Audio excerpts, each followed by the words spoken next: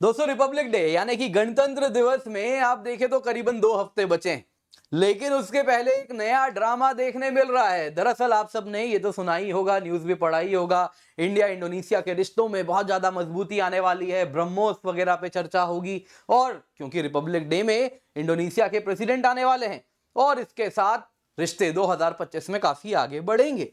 लेकिन दोस्तों यहाँ पे इससे पहले ये न्यूज आता, अगर आप देखें यहाँ पे पाकिस्तान से रंग में भंग डलने का काम शुरू हुआ।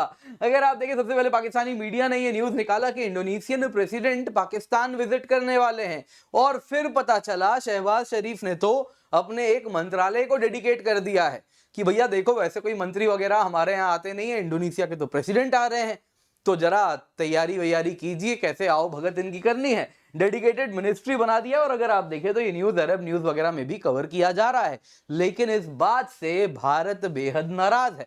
दरअसल दोस्तों आप अगर देखें तो मीडिया में आ रहा है कंटिन्यूअसली, इंडिया प्रयास कर रहा है, इंडोनेशिया के प्रेसिडेंट को मना रहा है कि आप इंडिया और पाकिस्तान के विजिट को बिल्कुल भी क्लब ना करें, एक साथ ना करें। आपको बाद में जहां जाना है जाइए, लेकिन आप अभी यहां आए हैं, रिपब्लिक डे में आए हैं, भारत ही आए, पाकिस्तान इस वक्त ना जाएं। दरअसल दोस्तों इसके पीछे अगर आप देखें तो एक कारण है, भारत की एक पॉलिसी है, उसको हम कहते हैं डी-हाइफनेशन पॉलिसी। तो वो क्या है जिसमें हम भारत और पाकिस्तान के बीच में डी-हाइफनेशन में यकीन करते हैं, और ये जो हमारी पॉलिसी रही है इसको यूएस ने, सऊदी ने, यूएई ने, सब ने इसको रिस्पेक्ट किया है। लेकिन इंडोनेशिया के प्रेसिडेंट हैं जो हमें जानबूझ के, उनको अच्छे से मालूम है इसके बारे में, लेकिन स्नब करने का प्रयास कर रहे हैं। और आप देखें तो यही ये कारण है, 10 जनवरी आप देख सकते हैं, अभी ये न्यूज चल रहा है कि अब तक भारत ने ऑफिशियली इंडोनेशियन प्रेसिडेंट का रिपब्लिक डे में वो चीफ गेस्ट होने वाले हैं ये अनाउंसमेंट नहीं किया है। हालांकि शायद हो सकता है आने वाले 4-6 घंटे, 8 घंटे या 2 दिन 3 दिन में आपको ऑफिशियल भी मिल जाए, लेकिन इसके पीछे कारण है अभी भी खींचातानी चल रही है।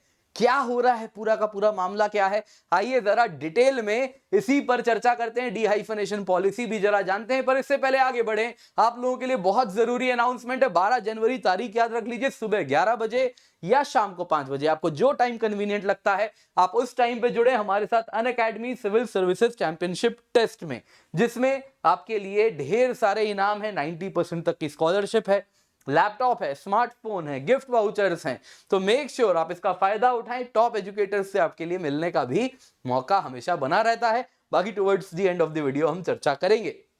तो हुआ क्या है, आप यहां पे जिनको देख रहे हैं, ये है दोस्तों इंडोनेशिया के प्रेसिडेंट प्रबोवो सुबियांतो। इन्हीं को as a chief guest invite किया गया है। ये बात देखिए ऑफिशियल सोर्स से प्रॉपर भले ना सही, लेकिन हाँ मीडिया में आ गई है। दिल्ली ने अब तक फॉर्मली अनाउंस नहीं किया है, और अगर आप देखें तो यूजुअली हम दिसंबर महीने तक में अनाउंसमेंट ऑफिशियल सोर्स से भी कर देते हैं। तो अब तो बस 2 हफ्ते बचे हैं और अब तक हमने ये नहीं किया है। आप देख सकते हैं पिछले साल फ्रेंच प्रेसिडेंट इमानुएल मैक्रों आए थे, तो हमने उसमें भी अनाउंसमेंट दिसंबर में कर दिया था। आपको याद होगा इमानुएल मैक्रों आए थे, उसके पहले बाइडेन आएंगे और वो नहीं आएंगे, वो सारा एक अलग प्रकरण चल रहा था, तब भी वो एक अलग तमाशा था, लेकिन तब भी हमने दिसंबर में अनाउंसमेंट कर दिया था। उससे पहले इजिप्शियन प्रेसिडेंट अब्दुल फताह अल सीसी आए थे, तो नवंबर में ही हमने ऑफिशियली भी बता दिया था कि ये आने वाले हैं, लेकिन इनका तो ऑफिशियल अब तक भारत ने अनाउंस किया ही नहीं है। कारण है ये भारत के साथ साथ पाकिस्तान जाने वाले हैं। इंडिया की जो डी-हाइफनेशन पॉलिसी है उसको जानबूझ के कहीं ना कहीं वो ठेंगा दिखाना चाह रहे हैं, तो जाहिर सी बात है खामियाजा तो भरना पड़ेगा।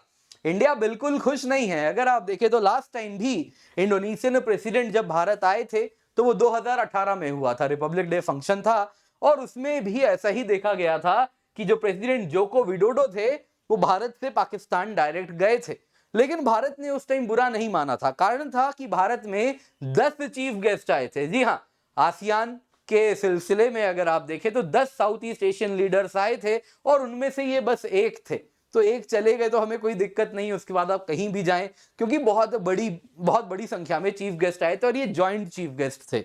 और इसमें अगर आप देखें कारण था कि उस साल आसियान और भारत के एंगेजमेंट के 25 साल हुए थे, इसलिए हमने पूरे आसियान के दस्ते को बुलाया था।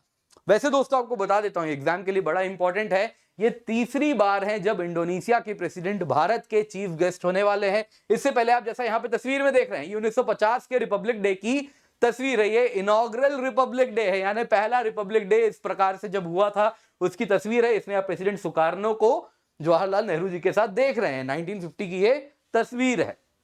अब जरा दोस्तों यहां पे देखते हैं ये डीहाइफनेशन पॉलिसी क्या है जिसकी बात यहां पे हो रही है। देखिए दोस्तों, ये एक अनरिटन प्रोटोकॉल है। जब से भारत सशक्त हुआ है, भारत मजबूत हुआ है, तब से ये पॉलिसी हम लेकर के चल रहे हैं, जिसके अंतर्गत एक इम्प्लिसिट अंडरस्टैंडिंग है। यदि कोई भी फॉरेन डेलीगेशन है वो भारत आ रहा है तो हमारा कहना बड़ा सरल है, पाकिस्तान से मत आइएगा, और भारत से कहीं जाना है तो सीधे पाकिस्तान मत जाइएगा, बाकी आपको जहां जाना है जाएं।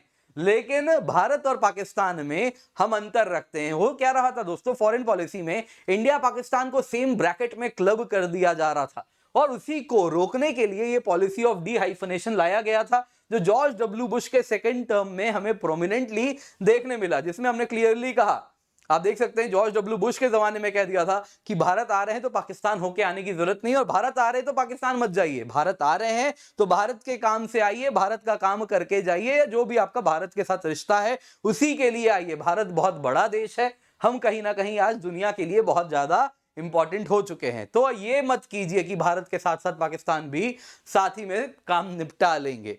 तो यहां पे दोस्तों इस तरीके से भारत ने कहीं ना कहीं पाकिस्तान की पॉलिसी से दुनिया की पॉलिसी को भारत के लिए एक अलग पॉलिसी बनाने पे मजबूर किया। इसी को कहते हैं डीहाइफनेशन।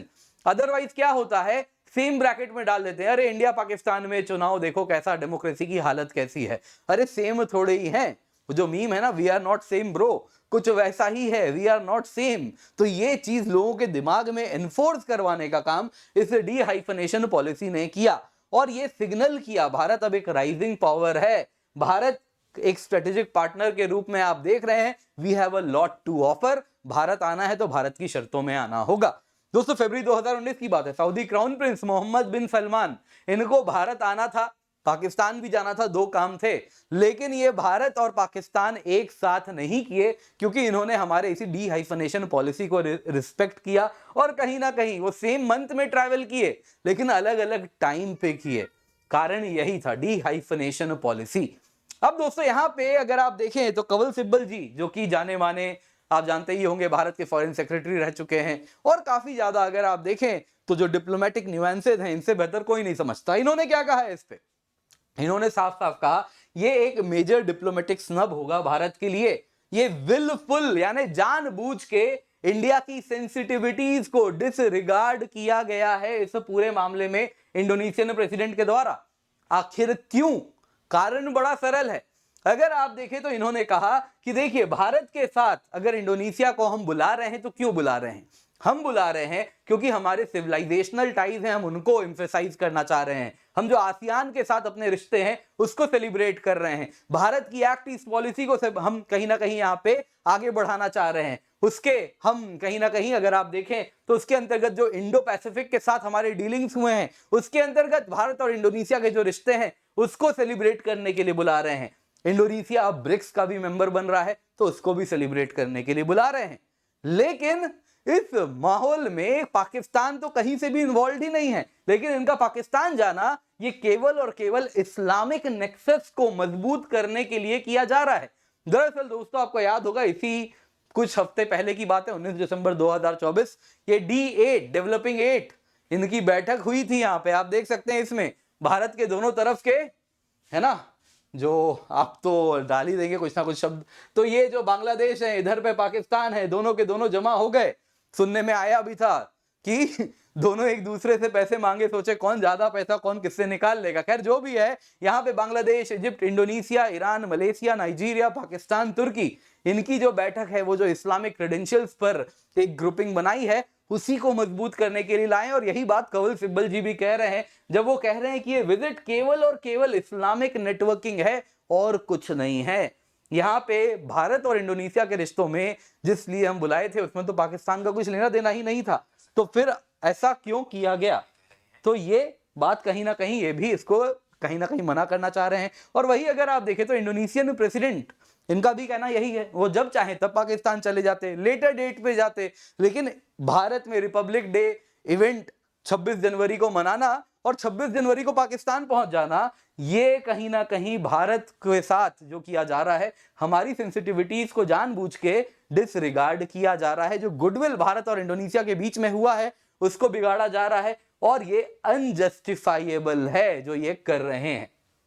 खैर दोस्तों, यहां पे जाते जाते ये देख लेते हैं कि आखिरकार भारत भी अब क्या करेगा। देखिए, भारत भी स्ट्रिंग्स पुल कर रहा है। इंडोनेशिया के डिफेंस मिनिस्टर ने कहा था कि भारत के साथ ब्रह्मोस पे चर्चा करेंगे, तो वियतनाम, फिलीपींस के बाद इंडोनेशिया भी वो देश बनना चाह रहा है। तो we have a lot to offer, जो हम कहीं ना कहीं इंडोनेशिया को देना भी चाह रहे हैं।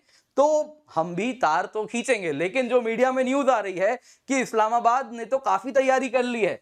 आप देखें तो इंडोनेशियन प्रेसिडेंट आएंगे, पाकिस्तान प्राइम मिनिस्टर शहबाज शरीफ ने एक कमिटी बना दी कि देखो भाई, कोई आता नहीं है, कोई आ रहा है तो उसका देख रेख करना, क्या गवर्नमेंट कैसे कोऑपरेट करे। तो ये सब काफी जोर शोर से वहां तैयारी चल रही है। लेकिन भारत भी बहुत ज्यादा यहां प्रयास कर रहा है कि कैसे भी करके इंडोनेशियन प्रेसिडेंट को मनाया जाए कि भाई अब भारत आ रहे हैं रिपब्लिक डे के बाद, पाकिस्तान तो जाने का ये दुस्साहस ना करे। जो डीहाइफनेशन पॉलिसी हमने बनाई है उसको आप रिस्पेक्ट करें। दोस्तों, अब देखते हैं क्या होने वाला है, वो तो समय ही बेहतर बताएगा। लेकिन यहाँ पे दोस्तों आपके लिए बहुत जरूरी अनाउंसमेंट है। 12 जनवरी इस साल का पहला Unacademy civil services championship test आपके लिए आ गया है। बहुत कुछ जीतने का मौका है, फायदा उठाएं। नीचे दिया गया डिस्क्रिप्शन बॉक्स में पिन कमेंट में लिंक है, जल्दी से जाइए, जाके एनरोल कीजिए। 90% तक स्कॉलरशिप है, नहीं तो लैपटॉप, स्मार्टफोन, गिफ्ट वाउचर्स आपके लिए हम लेकर के आए हैं। बाकी दोस्तों बहुत सारे बैचेस आपके लिए स्टार्ट हुए हैं, आप देख सकते हैं। इंग्लिश में है, हिंदी में है। 2026 के लिए, 2027 के लिए इनका फायदा आप अवश्य उठाएं। Use the code KC10। इसके सिवा प्रीलिम सक्सेस प्रोग्राम है दोस्तों, केवल 14,999 रुपए में 16 जनवरी से बैच स्टार्ट है। ये कीमत तब है जब आप KC10 कोड का इस्तेमाल कर रहे हैं। 24 प्रीलिम मॉक टेस्ट भी इसमें मिलेगा, complete GS, complete CSAT syllabus coverage, complete current affairs का रिवीजन भी इसमें होगा, डेडिकेटेड डाउट सॉल्विंग भी है। Free UPSC mock interview program है, तो इसको अपने हाथ से जाने ना दें, जरूर जुड़े।